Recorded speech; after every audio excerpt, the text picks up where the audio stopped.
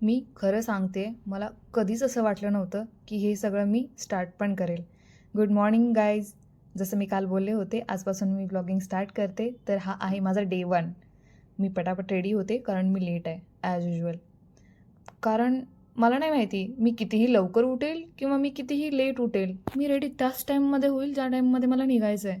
तुमच्यासोबत होतं का असं? माझ्यासोबत नेहमी होतं. हा झाला माझा फिट चेक.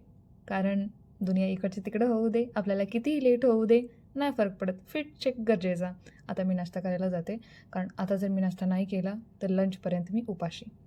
आणि हे आहे रेस्टॉरंट कोझी कोझी, मस्त आहे, मला आवडतं. तर मी आज नाश्त्यामध्ये खाल्लं होतं डोसा. मी डोसा लिटरली सकाळ दुपार संध्याकाळ तिन्ही टाईम खाऊ शकते.